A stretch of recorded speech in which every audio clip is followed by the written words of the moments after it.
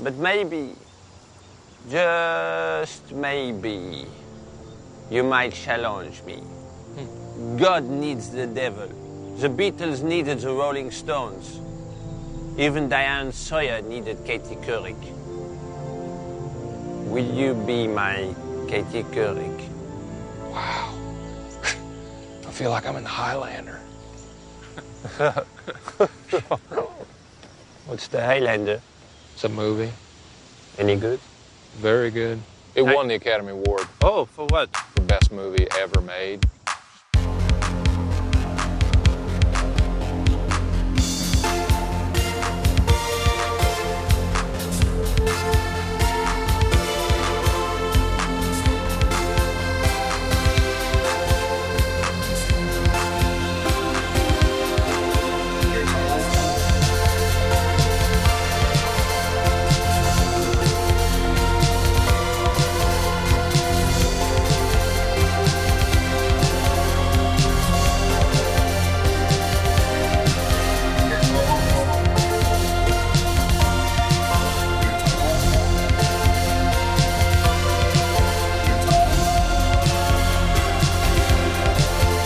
You're tall, but I'm standing in front of you.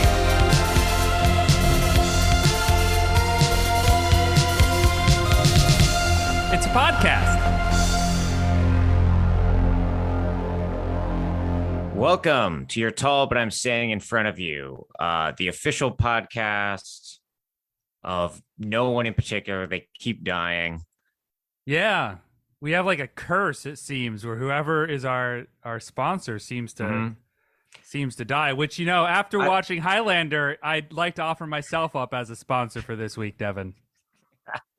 I mean, all we did was email Jean-Luc Godard, and he gets on the first plane to Switzerland, to euthanize himself.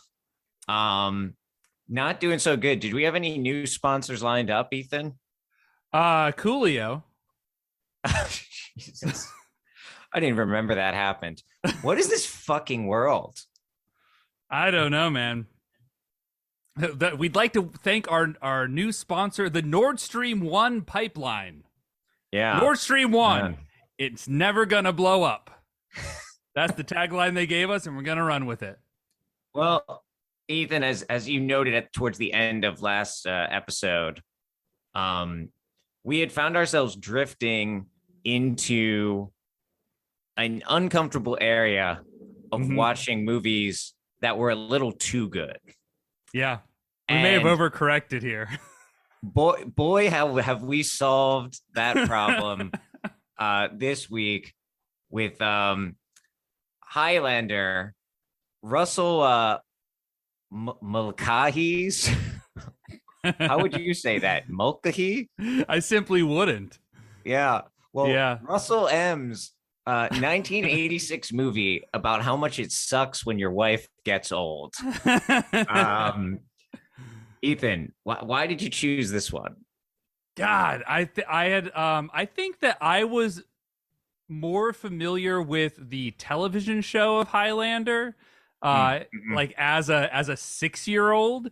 And so I had the general idea of the premise of Highlander, and I was like, oh, that's like a schlocky 80s film. That would probably be certainly a bad film, but a fun film to watch. And it ended up just being bad. Yeah. So you hadn't seen this before. I don't think I had ever actually seen the first Highlander. Yeah. I don't think I'd seen this either. It's one of those things where it's like, I definitely knew.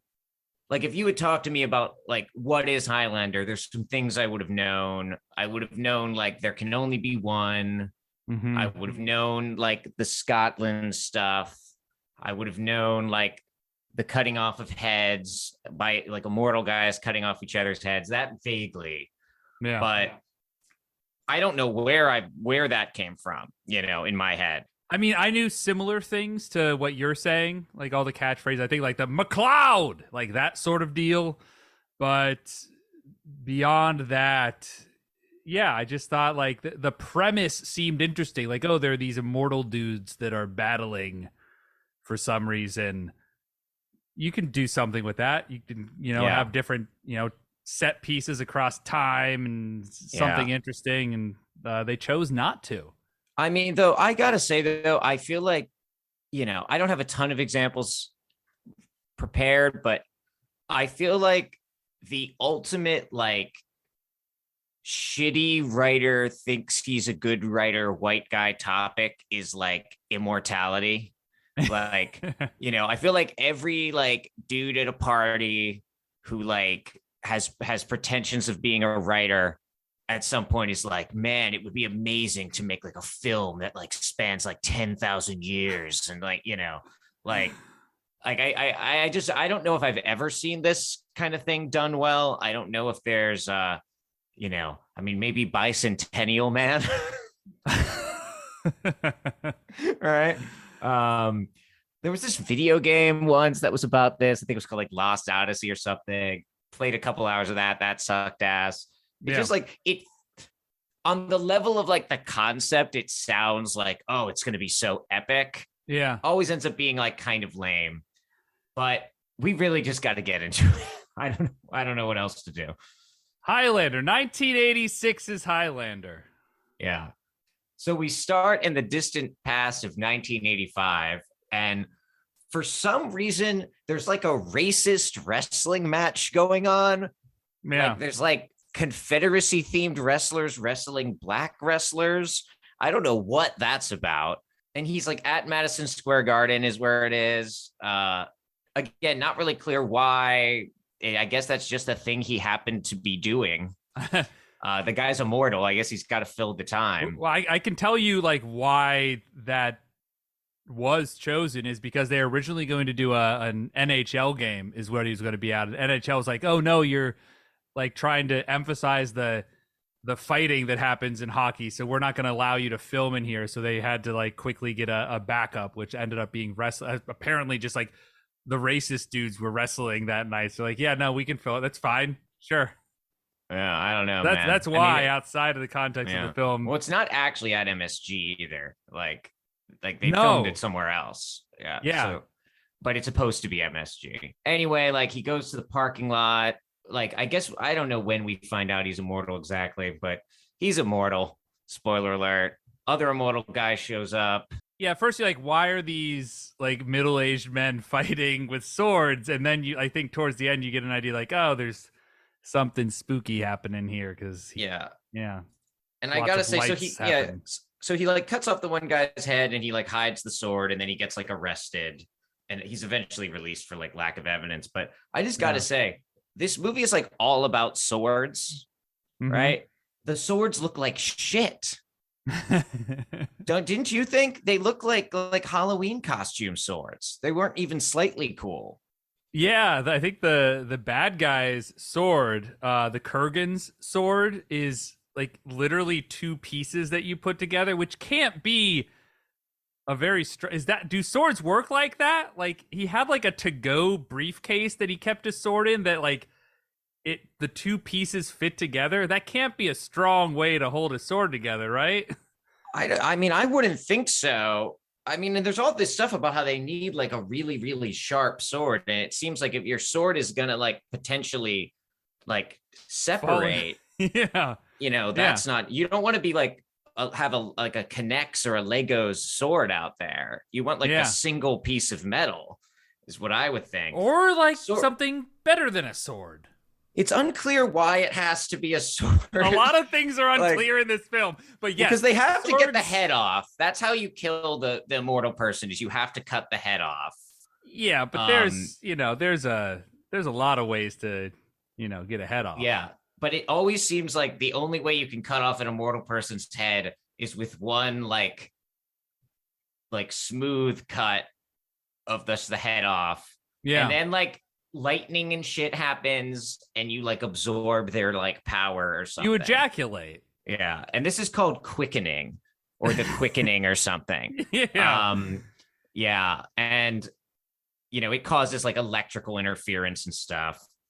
And so anyway, we are not going to go into intimate detail about this, but basically the rest of the movie goes back and forth between like this immortal guy's earlier life before he moved to New York like Clute, and and like the present day kind of confrontation. So Connor is a Highlander, as the title implies, right? He's from the Scottish Highlands. He's like living in like the 16th century, part of a clan, and they like are at war with another clan. MacLeod.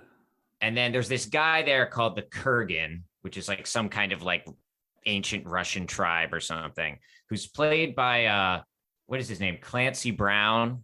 Yeah. You may know from Shawshank Redemption, voice of Lex Luthor, right? Starship Troopers.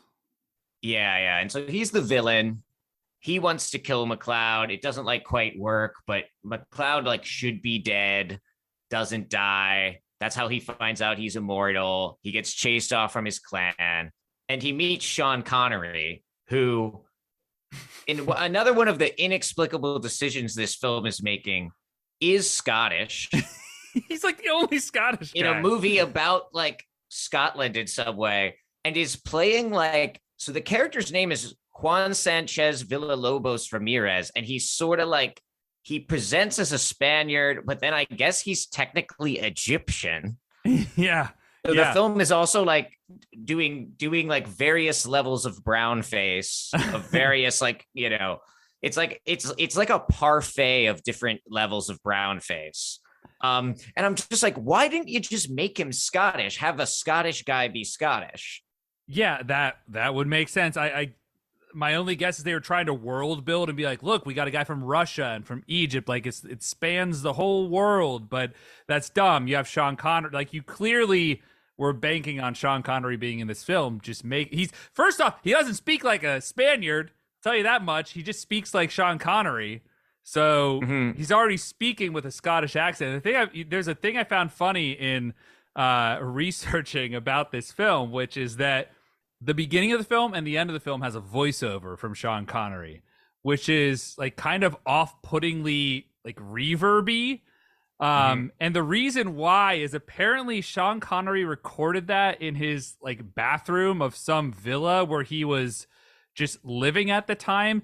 And according to what I had read, was working with his Spanish language coach to work on his Spanish accent, which you can't imagine he was actually doing any work on a Spanish accent, having watched this film, right? Oh, yeah. I really need to be in Spain for this. Like, there's no other way. Yeah. From the dawn of time we came, moving silently down through the centuries, living many secret lives, struggling to reach the time of the gathering, when the few who remain will battle to the last. No one has ever known we were among you, until now. Here we are, born to be kings. We're the princes of the universe. Here we belong, fighting to survive in a war. He took, but they just like took that he recorded his bathroom. Like, yeah, no, that's fine. That's going to be the voiceover now. Yeah. And then meanwhile, the guy they have playing Connor MacLeod, Christopher Lambert, is like, he was technically born in New York, but he's like a French guy. Yeah. I guess like didn't speak English, like learned English for the film. And I don't even know how to explain what kind of accent he's doing. Like, it honestly sounds like Tommy Wiseau from The Room. It's one of those like, wait, where the fuck are you from? And like, are you involved with the mob? Is this like a tax shelter thing kind of performances? I did not hit her. It's not true. It's bullshit. I did not hit her. I did not. Oh, hi, Mark. Yeah. Yeah, it made me think of, that one like Nathan For You clip of like the dog talking with like, so sorry I died. I miss you so much. I'm happy here, so I'm not coming home. I miss Why does she talk like that? However, No, she I think about doesn't. you all the time. Yeah. What a, oh. Goodbye. yeah. But I think they address it at one point. They just say like, "That's an interesting accent you got there. Where are you?" I don't know if they're trying to play it off as like, "Oh yeah, his accent's weird because he's been all over the place," but yeah, I don't know what's going on with that. Yeah, just a bad decision. Like every time he talks, it's like it's so grating. Nein, erst musst du mich erschießen. Whatever you say, Jack. You're the master race. He had been in one English language film beforehand, which was a Tarzan film. Which like you get like, oh, Tarzan is someone who doesn't speak a lot of English, I guess. So you could see why like someone whose English is not their first language could work for that. But they literally hired him for this film because they saw a picture on a magazine of him as the Tarzan character. Like, oh, that guy looks like what I want that guy to be, the Highlander. So they hired him on the spot. So he also, Lambert, has what Wikipedia describes as, quote, profound myopia, and like can't see without his glasses. And I guess the kind of vision problem he has, he can't wear contacts. Yeah. So apparently, like, he was also completely blind during all of like the stunt work and stuff, and like would hurt himself sometimes because he can't see. So they're literally like, let's get a guy who doesn't speak English and like can't see to be like our action star in this. Yeah. They were saying there a lot of times when they were doing the battle in the beginning between the two Scots tribes, he would be coming over the hill and have forgotten to take off his glasses. So he's just like charging over the hill wearing these really thick rimmed glasses, which I wish they would have kept that in. And so like, basically there's like this long Rocky segment where like Ramirez is training Connor and kind of teaching him the ways of the immortals. And basically the lore with this, it's pretty thin lore, but it's like there are immortal people and they have this kind of destiny to battle each other. They won't battle each other on holy ground, but then like there's this belief that in the end there can only be one, and that like they're going to be drawn to a faraway land, hint hint, America, New York City, baby, for something called the Gathering, where there will be a final battle for something called the Prize. Yeah. And I love how they just, Sean Connery's character presents as just like, listen, let's get this out of the way. You may have questions. Don't worry about it. We're immortal. Don't worry about any of the questions you may have about how this works or why it works. My favorite is he just straightforward says, we must fight until only one remains. I don't know why they have to do that, but Sean Connery says it, so that's how it is. And then I love the line of, you are safe only on holy ground. None of us will violate that law. It's tradition. Like, okay. But what if you do violate it? Yeah, like, yeah, it's very unclear, like, because like when later they're in like the like Connor and the Kurgan are in like a church, and like the Kurgan like has to keep being like, remember where you are, Connor. And it's just like, yeah, but what if he is there something actually preventing him from doing it? Yeah, or like why not like just how about just like be a priest if like apparently Catholic, you know, cathedrals are holy places, then just be there and you can't be killed, I guess. Yeah, sorry, but then it's like, you know, you get Jones in for like some Popeyes or something, or like, you know, you gotta pee, the bathroom maybe doesn't count. I don't know. Yeah. Do they have to pee? I would assume so. I mean, do they eat? I figure it'd be because like McLeod doesn't realize he's immortal until he almost gets killed, but then doesn't die. So I'm assuming it seems normal. Yeah. So he presumably was like eating and peeing, you know, throughout. But like they can't die of hunger, so they would just like feel hungry for like 1,000 years but not die. Yeah, I guess. These are the questions that Highlander asks. Anyway, blah, blah, blah. Ramirez, because he's like, you know, he's like the father figure, obviously has to be killed by the Kurgan. I don't know where Connor was during that. So that happens. In the meantime, I don't know. He's like, in the contemporary time, he pretends to be like an antique dealer. And he has this like secretary that it turns out he like saved from the Nazis. Yeah. in World War II, where I think like the Nazi guy is like frozen by how weird his accent is. His like his he's trying to do eugenics on him, and his like brain just like freezes because he's like, wait, what am I even dealing with here? And you know, it's like there's like the love subplot with like the woman metallurgist who works with the NYPD. Yeah. And she like finds bits of the sword and she's like, this sword is like too old, like it shouldn't historically exist, which also isn't really explained because like Sean Connery is just like, I went to Japan and they made this sword for me there. Yeah. But it's like, but wait, but apparently this swordsman guy that you met was like 1,300 years ahead of his time. Like, was he immortal? Like, what are you talking? Like, you know what I mean? Oh no, I was aware of that. It was one of many questions I had that I knew would not Sean be resolved. Connery's never like, I got a magical sword while I was in Japan. He just kind of makes it sound like, yeah, I went to Japan and they make really good swords there, so that's where my sword's from. Yeah. Like, so yeah, they all have weird old swords. Connor, I guess, like, you know, back in like the Highlands, he had this Scottish wife who is raped by the Kurgan, never tells him. He does stay with her until she dies of old age, even though he can't have children. This is the immortals can't have children. This is another one of the rules. The very specific and arbitrary rules of the immortals. So, you know, and then I don't know. It's just like shit happens in the 80s until he fights the Kurgan. They Is there have anything like important? There's so much potential of the fact that this is a guy who has been around since the 1500s, and they literally do one other scene in like where he's having a duel in the 1700s. Oh yeah, that's funny. Yeah, he can't get killed in the duel with the swords because he's immortal, so he keeps standing up. But that's the only other like not seen in the Highlands before the present day scenes.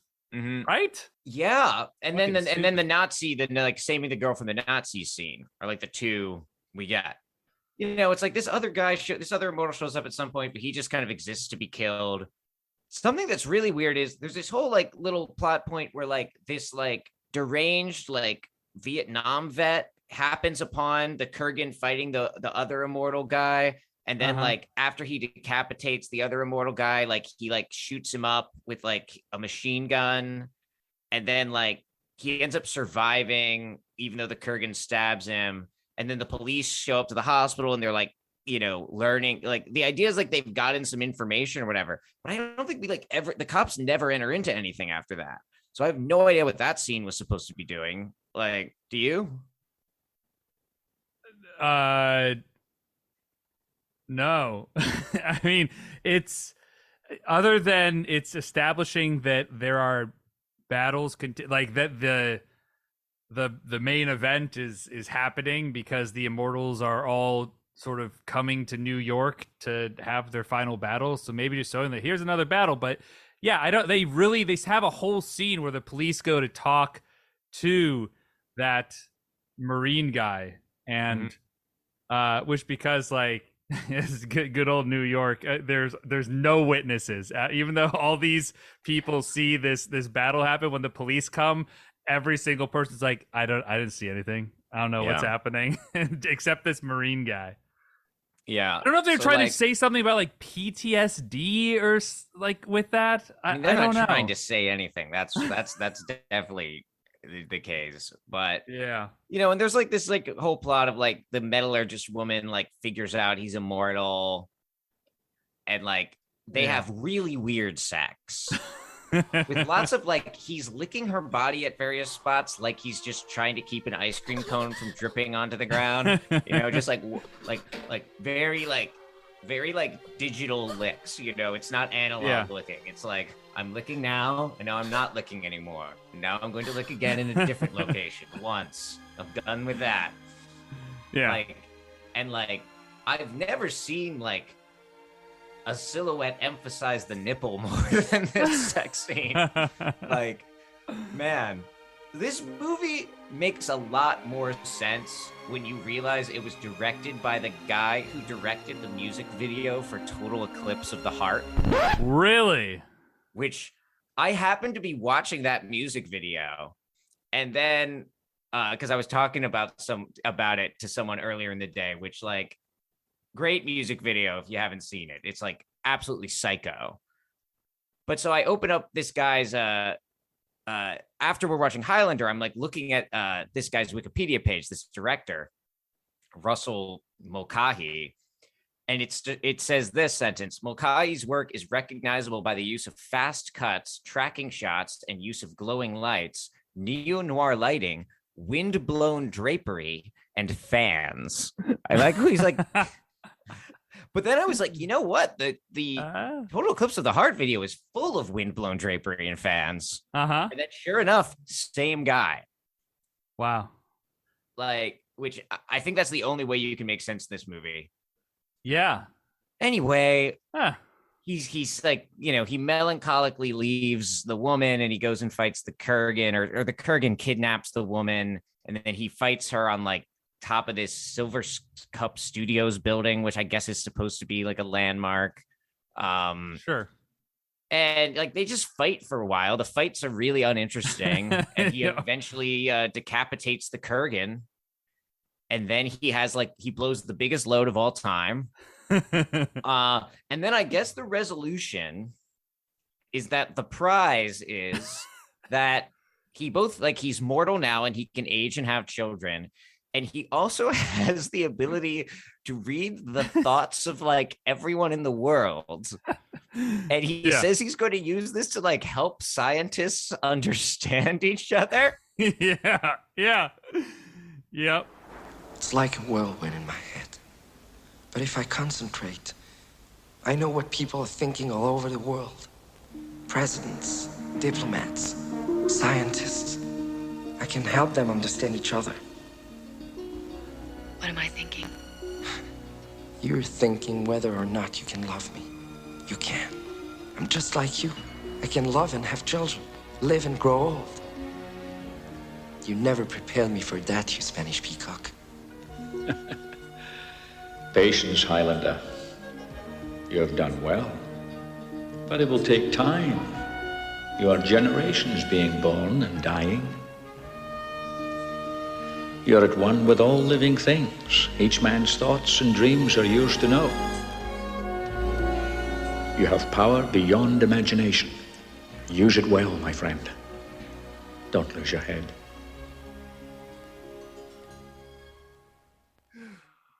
Which like, and then it just ends with him with the woman on the like in the Scottish Highlands. Oh, and we should mention there's been Queen songs this entire time. Yes, Queen did the soundtrack. Yeah, so when I think about that, like imagine the whole thing with the Kurgan, like with Sean Connery's character is like we have to stop the Kurgan. If the Kurgan wins, if he's the last one, we're all fucked. But if you become mortal after the end of it, I don't know what the Kurgan will just he could just be killed. But he would be mortal, but he would also be able to read have access to the thoughts of everyone in the world, and like think of what he would do. I feel like that would broaden his horizons. You know, it's like that Mark Twain quote of like travel is fatal to prejudice and bigotry and all that and narrow-mindedness.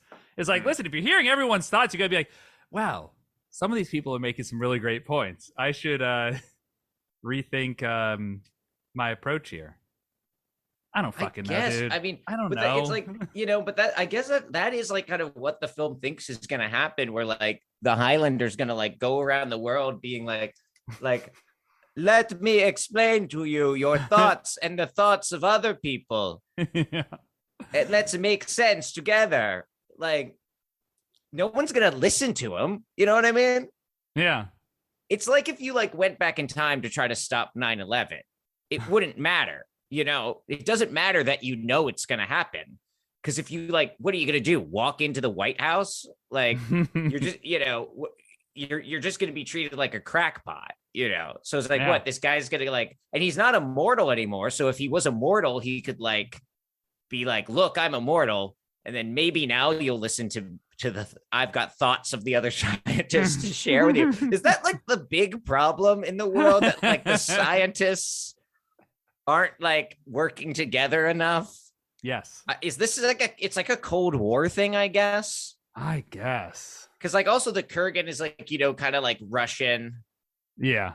Yeah. So he's like the villain has to be Russian. Like the Russians are the most evil and barbaric people. Yeah. So he doesn't like seem that Russian. He just seems like Clancy Brown. Nobody seems like what they're supposed to be in this, just so we're clear. It's not like he stands out in that regard. But yeah, it's like you've got Spanish Sean Connery, you've got Russian Clancy Brown, you've got a blind French guy playing like a Highlander. And like, I don't know, man. I don't know what to say.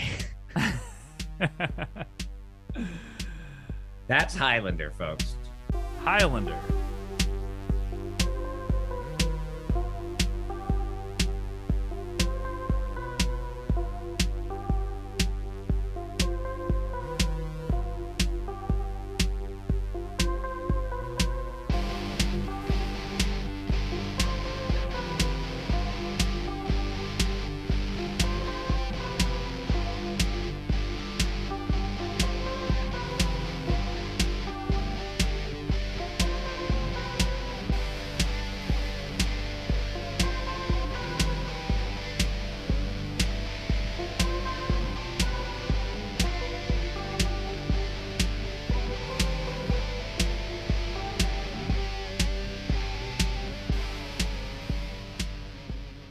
So, Devin.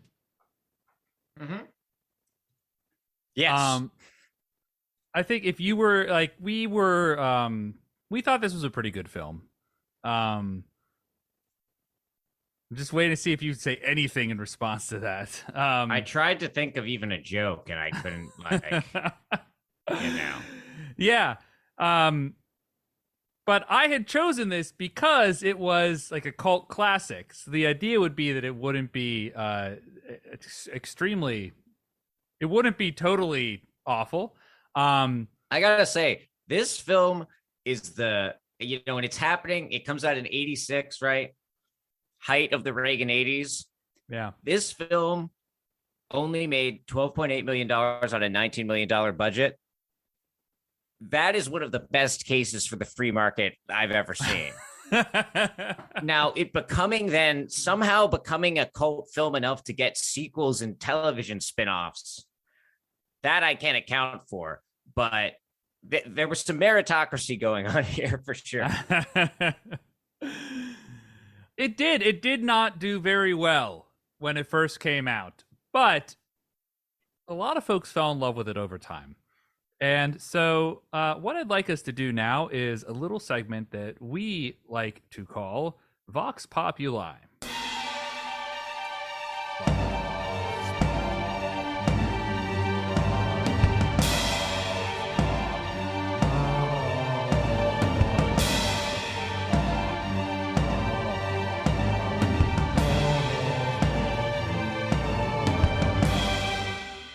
So, Devin, I thought what I would do for this segment of Vox Populi is dig into a few reviewers who actually really liked Highlander and gave it a 10 out of 10 on IMDb. And I'm going to make you choose amongst these reviews. Amongst these reviews, I'm going to give you 3 reviews. I want to do a little game of Fuck, Marry, Kill. Are you familiar with Fuck, Marry, Kill? Do all 3 all the time. Great. So you're going to have to decide amongst these 3 reviews, which of these reviews would you fuck, which would you marry, and which would you kill? Okay? Yes. Stop me at any point if, you have reservations with these reviews, if you have like a visceral reaction to any of them. They're all pretty short. I try to do. They're all about a paragraph long. Honestly, if any of these reviews can make me feel anything, it'll be an improvement on where I'm at right now. Well, let's get at it. You might find this one helpful, Devin. A 10 out of 10 from December of 2004, titled "Didn't Get It at First." So maybe that's your issue. Yeah. No, I'm ready to be schooled here. I didn't get this film at first audition. I love that. I love that he calls it audition. Like the film. He was auditioning to be a guy that likes Highlander. Yeah, yes. That's what whenever everyone's like tells me I just waste all my time watching movies, I'm going to be like, no, I'm auditioning. I'm auditioning to be a guy that likes Over the Edge starring Matt Dillon. Right now. That's something I'm working on. So I didn't get this film at first audition. I thought the acting wasn't great. But something about the film kept pulling me in. When I watched it again, I fell in love with the movie. It's full of romance, heroism, and overall, loss. A very involving and emotional film. The Queen song, Who Wants to Live Forever, never fails to stir emotions. The battle scenes are also very good. What? Hard to disagree. Hard disagree. What also makes the film work is the casting. The Highlanders all look very brave and fearless, not to mention scarred. Also, the costumes are fantastic. I'm no expert on the exact clothing of Highlanders in the 16th century, but they looked pretty good to me. It just looks like he looks like a guy went as Braveheart for Halloween. I had no real feelings about Scotland before I watched this film. But after the film got under my skin, it was the next place I visited. I was amazed to find that there really is a Glenfinnan on the shore of Loch Shiel. And I can say firsthand that it is a truly historically magical place. That's the first review, Devin, called All Didn't right. Get It at First. Do you feel like that you're starting to realize some of the finer aspects of Highlander? Yeah, I mean, Scotland's beautiful. I don't need to watch a shitty movie. to Sounds know like you're that, coming you around. know? Sounds like you're coming around. All right. I'm not prepared to commit any of my choices to this first review. I need to see what else is Of in course. what Absolutely. else is in the pipeline, you know. Yeah. Was it stirring any emotions for you though, one way or the other? No. Great. Not Moving on to the really. second one. Not really. I'm just like, you know, I can't even imagine what would get me to watch this film again. Like, Perhaps it's this second review from May of 2000. So we're now pre 9/11. A movie with something for everyone. there's about like the memo about Osama having intentions to attack the U.S. is probably being written as this review is being penned. Yeah. This is the guy who was supposed to review the memo that like terrorists are targeting the World Trade Center, but he was writing this review instead of relaying that information to the White House. Yeah. I mean, as a pro-labor podcast, we have to stand the gold bricking. Mm-hmm. A movie with something for everyone. The first time I saw this movie, I knew it was going to be a lifelong favorite. With all the years that have gone by since then, and the repeated viewings I have given it, The Highlander still remains one of the best pieces of film I have ever seen. It's a piece of film, that's for sure. That's a good piece of film you got there. Yeah, it was celluloid. I do not deny that. There are enough fight scenes to satisfy the most adamant of action movie fans. And there is an incredibly touching scene with Lambert and Beatty Edney, who plays Heather, when she is dying of old age. Connor is still youthful in appearance, and the Queen song, Who Wants to Live Forever, is played in the background. It still brings tears to my eyes when I see Connor in modern day New York lighting a candle for her on her birthday. Did your eyes water up when that scene happened? This is like I guess this is just like a wife guy movie. Like, you know, like this is like guys who like to fantasize about just like how much they love their wives, you know. Yeah. Just like, oh yeah, that's what I would do. I would like if I was immortal, I would be like lighting candles forever. I would definitely wouldn't just be like a piece of shit that got my head cut off like the first day. Yeah, yeah. I mean, this is all of these reviews are about 20 years old, so it's you know, back then you could just be a dude that would watch a film and be like, yeah, I would be like the Highlander, or you watch a film and you're like, yeah, I'm gonna go visit Scotland now. I watched the Highlander, so now I'm gonna go visit it. That's just how things worked back then. Going on, the sword play is extremely well choreographed, and the sets are remarkable. You're shaking your head, Devin. To be fair, the special effects are not what I would consider up to the standard of the day. However, the writing and acting is more than enough to make up for it. If you want to see a movie that doesn't need special effects to make it worth watching, this is the one for you. Man. I would argue the special effects are one of the only things I kind of like about the movie because they're just kind of like kishy in a fun way. Yeah. Like the weird, like cartoon lightning stuff at the end. That's at least like that's visually interesting. That was, yeah. I don't know what acting this person's talking about. I do not know. I don't know what choreography. The fights were so bad.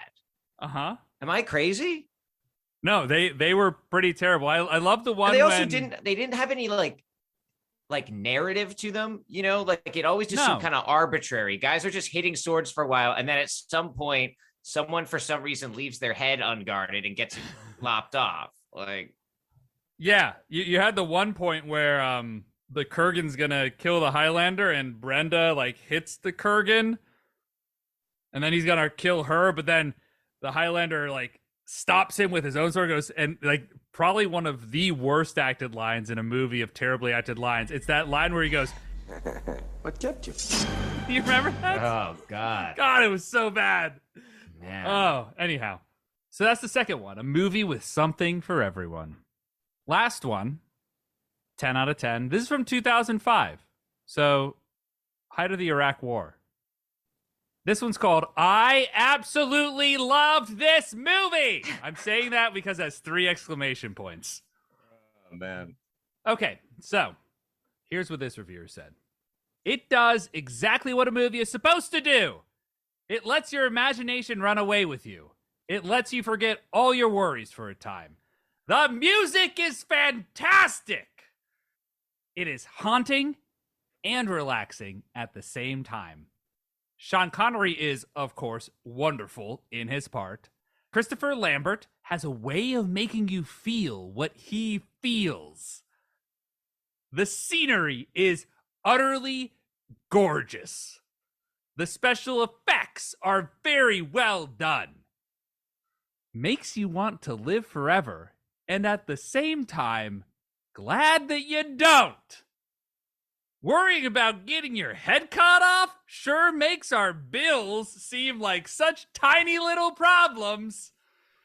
Great entertainment! A must-see for the fiction fan. The fiction fan. The Fans of all fiction. If you're a fan of fiction, have I got not a even fiction like, for you? because I would argue it's not even a must-see for like fans of movies about immortal guys sword fighting. Like if you're like, I'm really into immortal guys sword fighting, I would say, you know, there's probably something else out there. Yeah. You know, you can at least get one of the two. Mm-hmm. You don't need to watch this. Fans of all fiction. So sounds like if a marriage happens here, there might be some tension between you and this reviewer, this review. Yeah. Between you and this review about about the fiction fan aspect. So we've got those 3. Didn't get it at first. A movie with something for everyone, and I absolutely loved this movie. Marry, fuck, kill, Devin. Which of these reviews will it be? Yeah. Well, so I hate to do this, but, you know, according to the rules of the movie, there can only be one, and that includes me. So I am violating the rules of this game, and I am killing all 3 of these reviews. I am lobbing their heads off. But then joke's on me. I have now absorbed them into myself. You can read, you're constantly reading their thoughts. I just know the thoughts of like the 3 biggest Highlander fans in the world at all times coursing through me. And I try to get in touch with like Joe Biden so I can like help him understand Highlander and like work toward world peace. Listen, Jack, it makes your bills seem like such tiny little problems. Yeah. No, they're all dead. I'm sorry. There's nothing or if it's not okay to cheat in that way, I will gladly chop my own head off. That's fine. And that, ladies and gentlemen, is a little segment we like to call Vox Populi.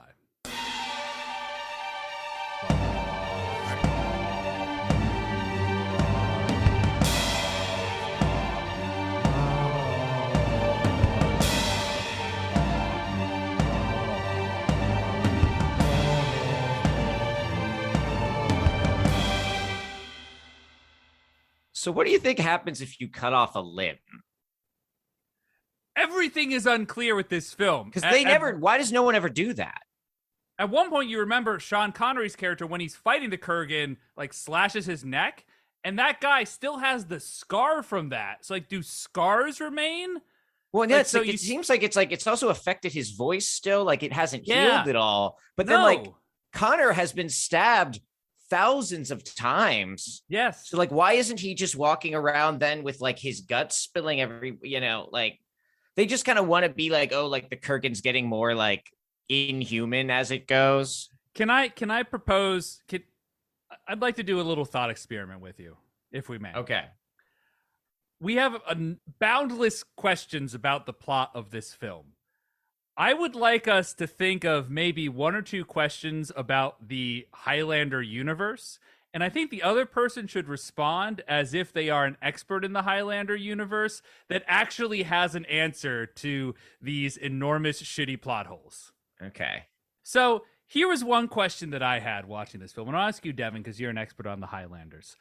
The fact that MacLeod came along in the 1500s while Ramirez was from ancient Egypt, like clearly immortals are being born at different times.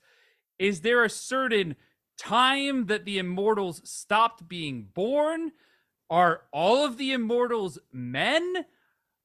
Are they all like straight dudes that, I guess all straight white dudes that like want to like have a wife but then get sad about it because the wives eventually die? What's going on with that, Devin? Yeah. So it's every time that a child is conceived to the song Nights in White Satin, that child does become immortal. And also male. Yeah. A non-male child has never been conceived during the duration of Nights in White Satin. Okay. If your wife is claiming that, she cheated on you. Wow. Yeah. That's very informative. Thank you. Yeah, no problem. So Ethan. Yes. I know you're a huge Highlander fan. Yes. Because we see Connor learn all this from Sean Connery. Mm-hmm. Like the rules and the lore of being an immortal, right? Yeah. So like, where did this come from? Like, how far back does it go? Like, because someone had to teach Sean Connery and then someone had to teach that person, right? So like, where does this knowledge of the immortals code come from? Yes, Devin, you are correct. I am a Highfander. And I can tell you all about this. The rules have always sort of existed, but they were written on golden plates that were presented to the first Highlander, Joseph Smith, way back when in the 1800s. but then he lost all the plates. So you have to sort of just go off of his description of the rules. But an angel gave him the plates. So I mean, it's pretty authentic. And how did Sean Connery learn about this in like ancient Egypt, though? Well, you know about the lost tribes of Israel, right? They came to America. Like we're all familiar with that, of course. Yeah. So my guess is that he would have learned that through the lost tribe of Israel that had come to America. He probably visited America on his way to Japan from Egypt. So my guess would be that that's where he learned that information from.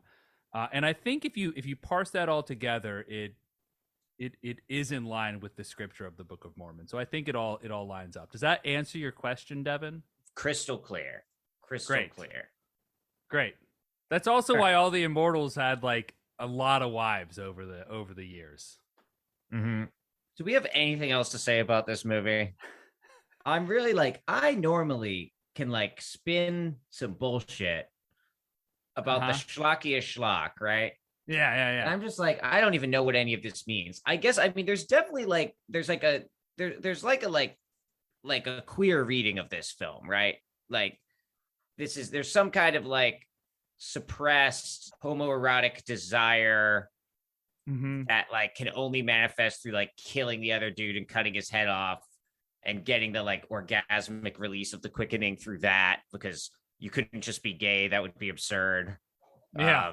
And so like the straightest thing is actually to like just like nurture old women to their deaths for all time or whatever, you know, like because just hanging out with your immortal buddies would be too, because it's like, why don't they all just get together and like kill the Kurgan and then be like, yeah, let's just hang out, you know?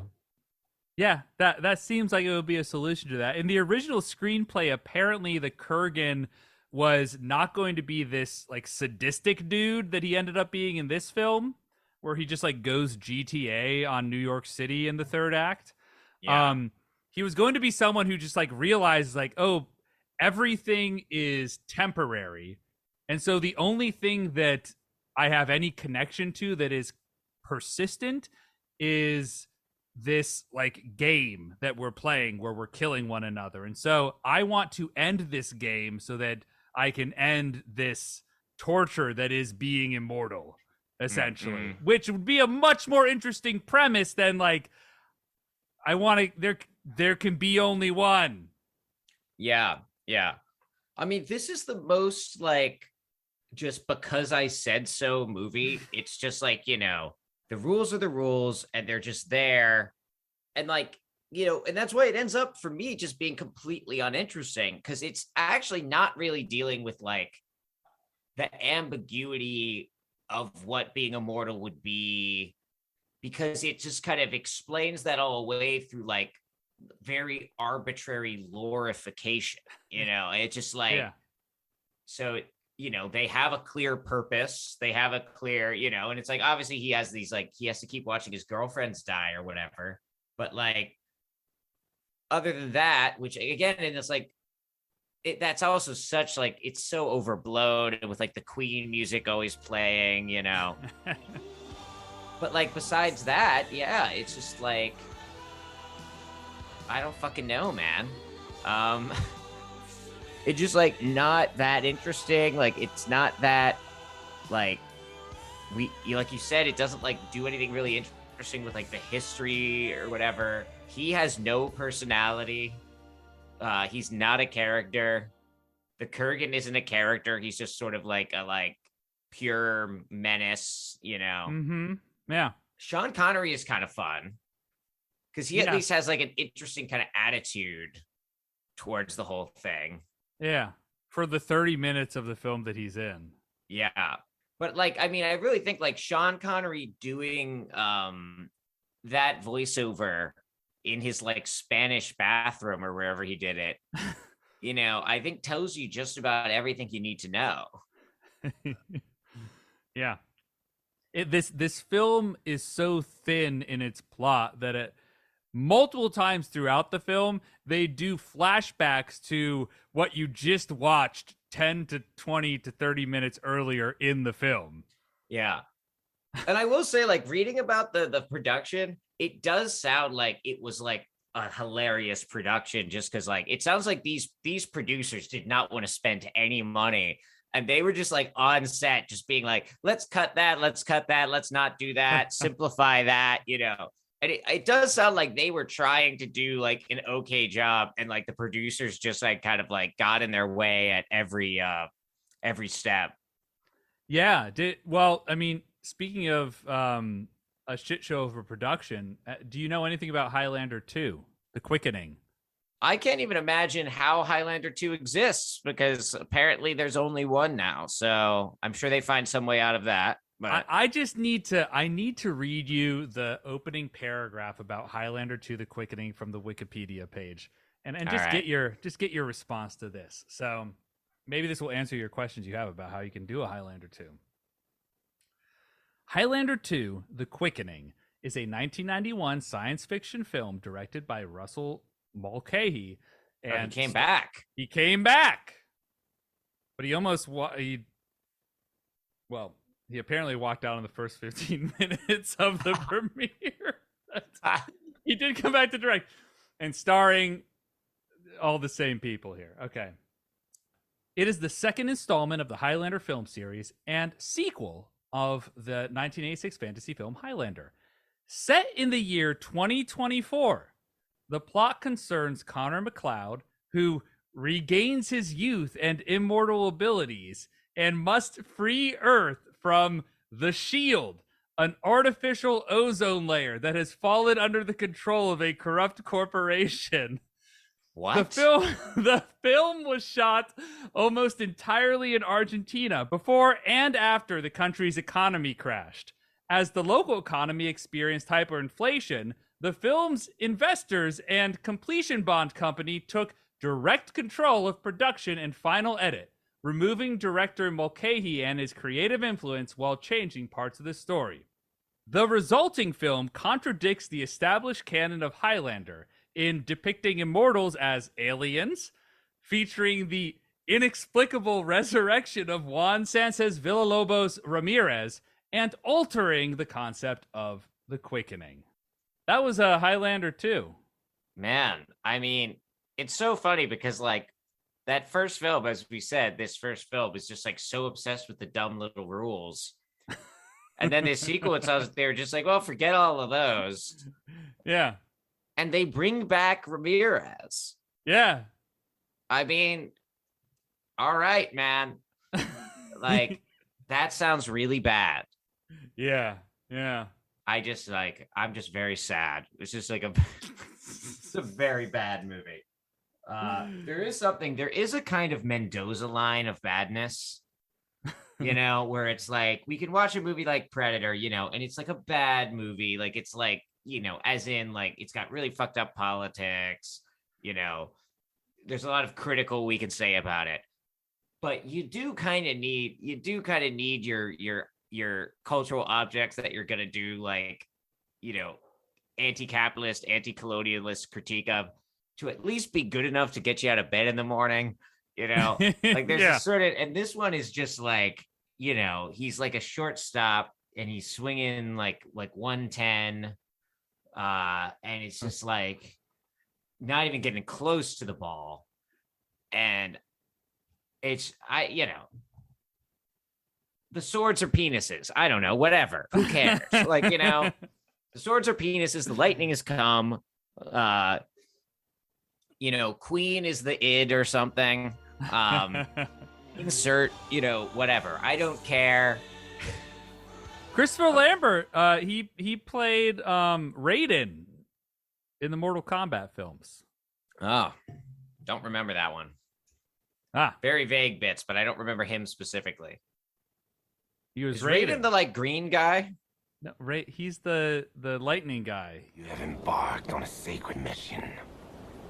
You have been chosen to defend the realm of Earth in a tournament called Mortal Kombat. One of you three will decide the outcome of the tournament. The The fate of billions will depend upon you. Sorry. Oh, he loves lightning, Christopher Lambert. He loves He's a big lightning dude. Lightning based roles. Yeah. Well, that's good. Good for him. I mean, I wish him well. I hope he's happy. Yeah. I hope he has a good life. One of the worst acting performances I've ever seen. Like, I don't know what to say. You know, it's like wild because it's like Sean Connery is phoning it in, literally.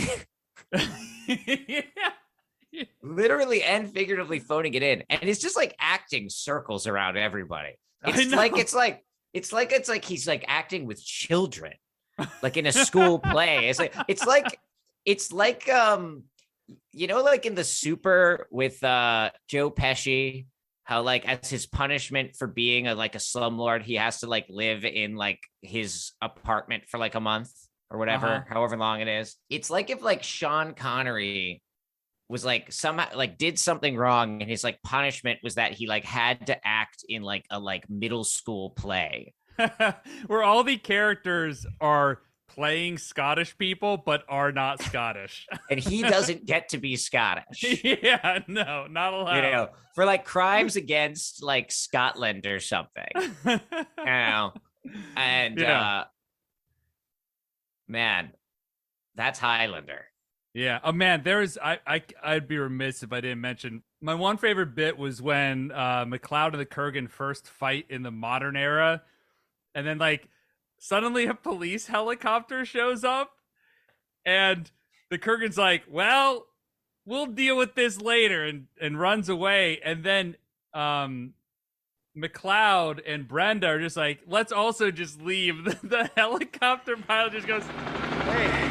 Hold it right there. Come back in like the most passive voice, and then that's just it. The NYPD helicopter is out of the scene. They just like walk. Yeah. They're like, "Well, fuck this guy. We're just gonna leave." Yeah, he was so dejected.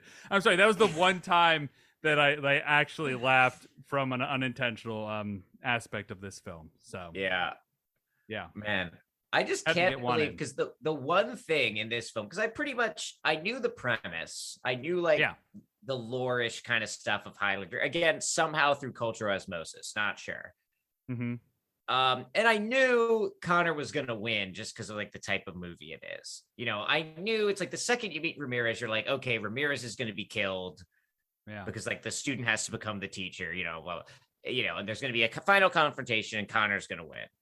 The one thing I didn't know was what the prize was going to be. And that's really what I was watching the movie about, was to find out what the prize is. And that the prize is just like being able to like mind read like a Russian chemist and also like a West German chocolatier and be like, listen, like, guys, you need to collaborate. Like, he can help you get the acidity levels right in the chocolate. Yeah. Like, I will help explain it to you. Yeah, the prize is being like the leader of a working group at an academic conference. Like that's what your prize is managing that. Yeah, managing an email listserv, like just like being annoyed. So it's like, oh, hey, you had to live forever. Now you get to die, but you're going to be annoyed your entire short remaining life, right? Yeah.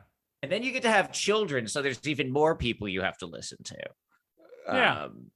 But anyway, I'm glad he got his powers back in Highlander 2. Yep. I will not be watching. You know the script for this? The dude wrote it as like an undergraduate at UCLA. Yeah. You'd never believe it. You would never believe it. Well, and then he had a teacher that was like, you got to sell this thing.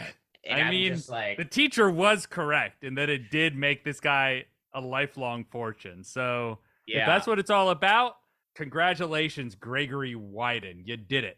You hit bang. Yeah, man. I mean, it really is like it's the ultimate just like thing you would think of in like middle school, you know, like even college feels too advanced. It was just like, what if there were like immortal guys and they cut off each other's heads? That was the only way you could kill each other. And there was lightning. Like, it's just like, it's like a video game plot like a shitty video game, like at best, you know. Yeah. I only wish they had listened to the "there can only be one thing" in terms of number of Highlander movies. Alas. Is this the worst movie we've ever done an episode on? It sounds like, Devin, you want to hand out your Walton Goggins for this film. Yeah.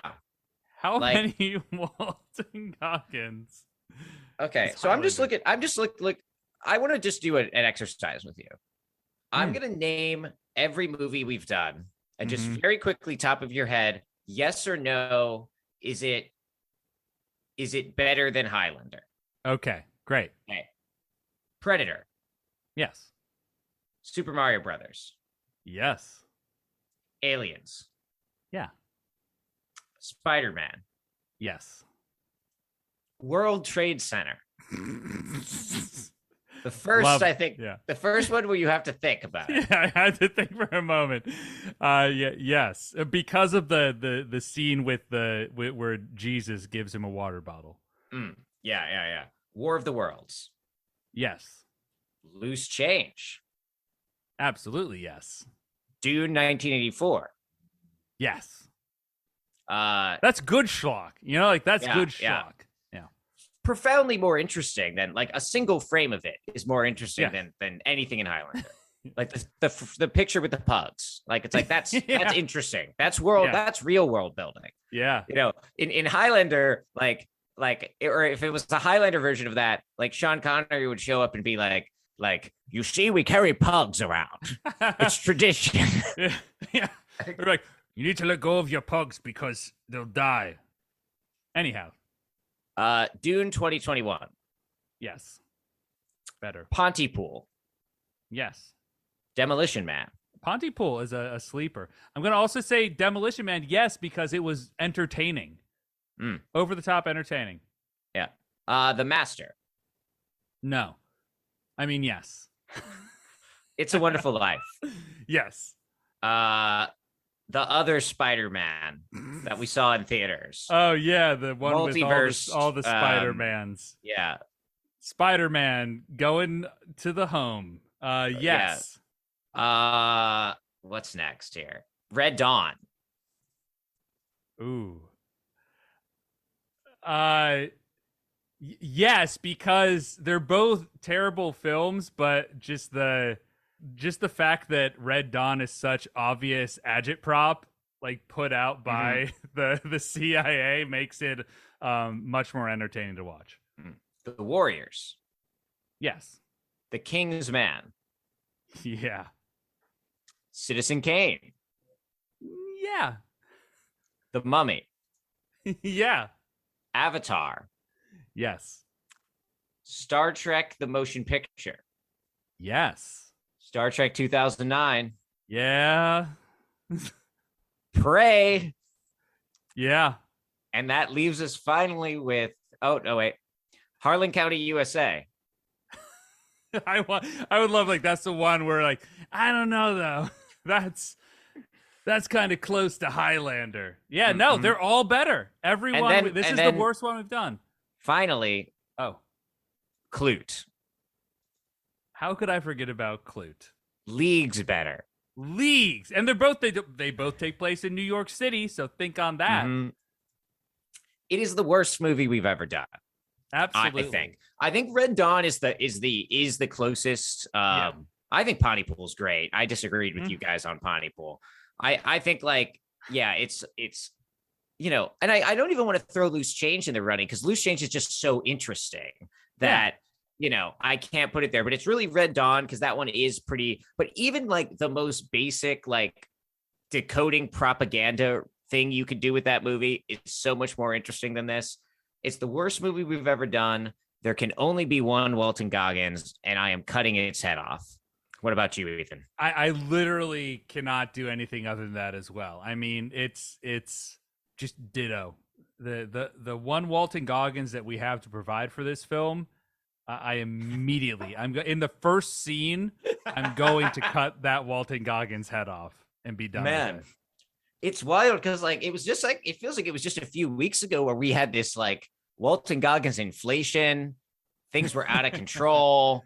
Mm-hmm. And now we have but a solitary Walton Goggins, and we don't even want him anymore. Yeah. It's crazy how quick things can change. It really makes you think about like the implications of immortality, you know? Yeah, could you imagine like just like if Walton Goggins was immortal? Wow. And like we just kept getting great television. Wow. You know, he just kept doing different roles. Yeah. Some of them, his characters from South Carolina, some from North Carolina. Some from Kentucky. Some from Kentucky. The North Carolina, you know? Yeah. Yeah, like each, you know, like children would be raised, like being taught about Walton Goggins and how like this guy's going to be around your entire life. He's going to give you different shows and different entertainments, you know? Yeah. What if then just Walton Goggins was from Egypt, even though he clearly has like a like Southern American accent? They're just like, no, but he's from Egypt. Yeah, no. What if Walton Goggins is actually Gilgamesh? You know, no one's asked. I haven't seen any interviews where they've asked him that. So yeah, don't count it out. He was Gilgamesh. He did a stint as Beowulf, and then he was like Harry Potter. Yeah, just. Well, I was thinking then getting more into like writers and stuff, you know, writers and actors. Oh, yeah. You know, like he's been producing content for us since the dawn of time. Yeah. You know, I mean, what is the story of Cain and Abel if not like the original Highlander fight in some way? You know. Wow. Anyway, there can only be one true God, or zero. It's definitely one of the two. Because a polytheistic universe would never let this movie happen. There'd at least be some disagreement. Some of the like the trickster god would have gotten in the way. You know, Anubis would have shut this whole thing down. It would not have gone forward. Yeah. So like good news for Christians and atheists. One of you is right. I guess also Muslims and Jews, you're in the right as well. The only place we know is a holy place from this film is a Catholic church, though. Doesn't count. Trinity is polytheism. They're pagans. Shit. They're pagans. They think they're you know, this is why Martin Luther had to split. Yeah. It's like listen, the heretical doctrine. How can he be one guy and three guys? Nope, there can only be one guy. He's not even a god. He's just like a guy. Yeah, he's just our special guy. Yeah. Man. Okay, we're done, right? You're tall, but I'm standing in front of you. Thanks for listening. At Your Tall Pod, at Stale Cooper, at Mathesippi, yourtallpod@gmail.com. If you would like to request movies that are not Highlander, we would love to receive those at any of those ads. Yeah. Okay. Signing off. I'm done. I'm done with this. My brain is jelly. All right. All right, man.